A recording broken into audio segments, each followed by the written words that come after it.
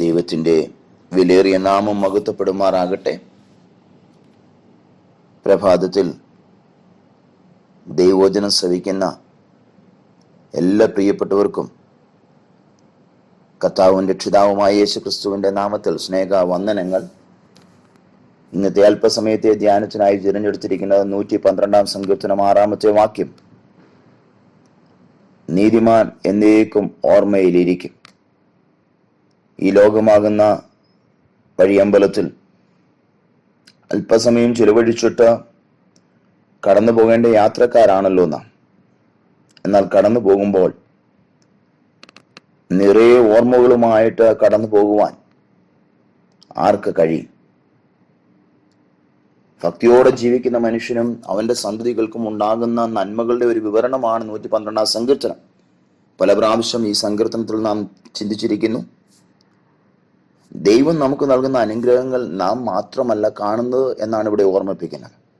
തലമുറകൾ കാണുകയും അവയെ ഓർമ്മിക്കുകയും ചെയ്യുന്നു. നമുക്കറിയാം യോസഫിനെ കുറിച്ച്. യോസഫിനെ തലമുറകളായി ജനം ഓർക്കുന്നു.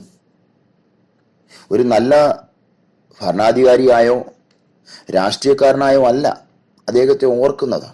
മറിച്ച് അദ്ദേഹത്തിൻ്റെ ഭക്തിയുള്ള ജീവിതമാണ് തലമുറകൾ നിരവധി പിന്നിട്ടിട്ടും ആ ജീവിതം ഇന്നും നമ്മോട് സംസാരിച്ചു കൊണ്ടിരിക്കുന്നു.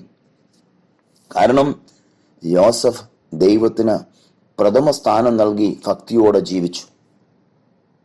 അങ്ങനെ ജീവിച്ചിരുന്നില്ല എങ്കിൽ ഈജിപ്തിലെ പിരമിഡില് എവിടെയെങ്കിലും ഒന്നില് ഒരു മമ്മിയായി ആരും അറിയാത്തവനായി സൂക്ഷിക്കപ്പെടുമായിരുന്നു. എന്നാൽ തന്റെ അസ്ഥി പോലും ഈജിപ്തിൽ ശേഷിപ്പിക്കരുതെന്ന നിർബന്ധം യോസഫിനുണ്ടായിരുന്നു. തന്റെ പിതാക്കന്മാർക്ക് വാക്തത്വമായി കിട്ടിയ കനാൻ നാടിനെ തനിക്ക് അത്രയ്ക്ക് പ്രിയമായിരുന്നു. പ്രിയരെ, ജീവിതത്തിലെ ഭൗതിക നേട്ടങ്ങൾക്ക് വേണ്ടി ദൈവത്തെയും വീടിനെയും നാടിനെയും ഒക്കെ മറന്ന് ആത്മീയ കാര്യങ്ങൾക്ക് വില കൽപ്പിക്കാത്ത ഒരാധുനിക തലമുറയുടെ ഇടയിൽ നാം യോസഫിനെ ഒന്ന് കണ്ട് പഠിക്കണം. നാം ഒരു നാൾ ഇവിടെ നിന്ന് പോയേ തീരൂ. പോകുമ്പോൾ നമ്മുടേതായി നാം ഇവിടെ ചിലത് ശേഷിപ്പിച്ചേ മതിയാകും. ഇവിടെ നിന്ന് നാം ഒന്നും കൊണ്ടുപോകുകയില്ല. വെളിപ്പാട് പുസ്തകം 14 അധ്യായത്തിന്റെ 13 വാക്യത്തിൽ പറയുന്നു, നമ്മുടെ പ്രവൃത്തി നമ്മെ പിന്തുടരും. ഈ പ്രവൃത്തി നാം കൊണ്ടുപോകുന്നതല്ല, പിന്നെയോ അവ നമ്മെ പിന്തുടർന്നു വരുന്നതാണ്. യോഹന്നാൻ 4:12 ശമരിയക്കാരി സ്ത്രീ യേശുവിനോട് പറഞ്ഞത്, യാക്കോബാകുന്നു ഈ കിണർ ഞങ്ങൾക്ക് തന്നത്. 18 നൂറ്റാണ്ടുകൾക്ക് ശേഷം ആ കിണറിനരികെ യേശു എത്തി. എനിക്ക് കുടിക്കുവാൻ തരുമോ? സാക്ഷാൽ ദൈവപുത്രൻ ശമരിയ സ്ത്രീയോട് ചോദിക്കുക. ആ കിണറ്റിൽ നിന്ന് കുടിക്കുവാൻ ദൈവപുത്രൻ ആഗ്രഹിക്കുന്നു. നൂറ്റാണ്ടുകൾ കഴിഞ്ഞിട്ടും ശമരിയക്കാരി സ്ത്രീ യാക്കോബിനെ ഓർക്കുന്നു. മൈലുകൾ നടന്ന് ദാഹിച്ചെത്തിയ ദൈവപുത്രന് ഉപകാരപ്പെടുന്നു. അങ്ങനെ തലമുറകൾക്ക് യാക്കോബ് ശേഷിപ്പിച്ച കിണർ. പ്രിയരെ, നാം ഇവിടെ നിന്ന് പോകുമ്പോൾ ഒന്നുകിൽ തലമുറകൾക്ക് പ്രയോജനം ചെയ്യുന്ന അല്ലെങ്കിൽ ദോഷം ചെയ്യുന്ന ചില കാര്യങ്ങൾ ഇവിടെ ശേഷിപ്പിച്ചേ പോവുകയുള്ളൂ. ഒരു നിമിഷം ചിന്തിക്കുക. നമ്മുടെ മക്കൾക്കും പ്രിയപ്പെട്ടവർക്കും നാം ആയിരിക്കുന്ന ആ ദേശത്തിനും എന്ത് സംഭാവനയാണ് നാം നൽകുക?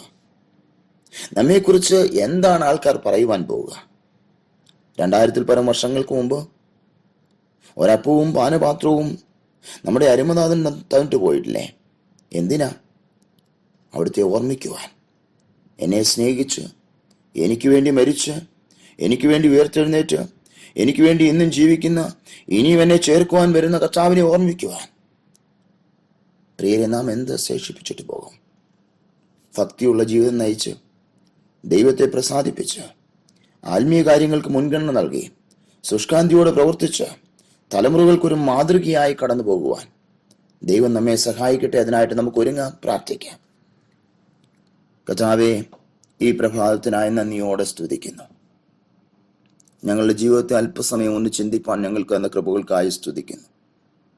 കർത്താവേ, ഞങ്ങൾ ഈ ലോകത്ത് അല്പസമയം വസിക്കേണ്ടവരാണ്. ഇവിടെ ഞങ്ങൾ പരദേശികളാണ്, അന്യരാണ്. ഇവിടം വിട്ടുപോയേ മതിയാകുള്ളൂ. കർത്താവേ, ഞങ്ങൾ ഇവിടെ നിന്ന് പോകുമ്പോൾ തലമുറകൾക്ക് പ്രയോജനം ചെയ്യുന്ന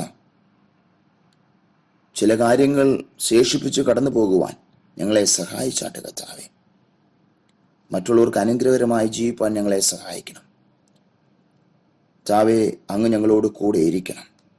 അങ്ങ് ഞങ്ങളെ സ്നേഹിച്ച ദൈവമാ, ഞങ്ങൾക്ക് വേണ്ടി മരിച്ചവനായ ദൈവമാ, ഞങ്ങൾക്ക് വേണ്ടി ഉയർത്തെഴുന്നേറ്റ ദൈവമാ, ഞങ്ങൾക്ക് വേണ്ടി ഇന്നും ജീവിക്കുന്ന ദൈവമാ, പിതാവിൻ്റെ സന്നിധിയിൽ മധ്യസ്ഥ അണയ്ക്കുന്ന ദൈവമാ, ഞങ്ങളെ ചേർക്കുവാൻ വരുന്ന ദൈവമാ.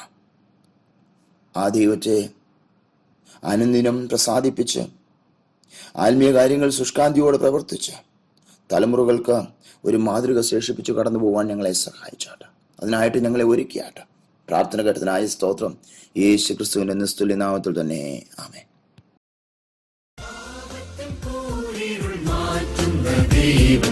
അനവധി നന്മകൾ ചൊരിയുമവൻ, പാപത്തിൻ കൂരിരുൾ മാറ്റുന്ന ദൈവം. അനവധി നന്മകൾ ചൊരിയുമവൻ, അഭിഷേകത്തിൻ തൈലം പൂശി നിരന്തരം നമ്മെ പുതുക്കുമവൻ.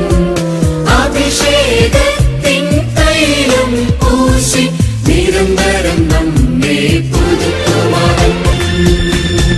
ജീവിതപാതയിൽ വലഞ്ഞിടും നേരം കരകണതറിയാതലഞ്ഞിടുമ്പോൾ, ജീവിതപാതയിൽ വലഞ്ഞിടും നേരം കരകണതറിയാതലഞ്ഞിടുമ്പോൾ, കരം പിടിച്ചെന്നെ താങ്ങി നടത്തും പുതുജീവപാതയിൽ നടത്തുമവൻ. കരം പിടിച്ചെന്നെ താങ്ങി നടത്തും പുതുജീവപാതയിൽ നടത്തുമവൻ. ആനന്ദമേ, ആനന്ദമേ.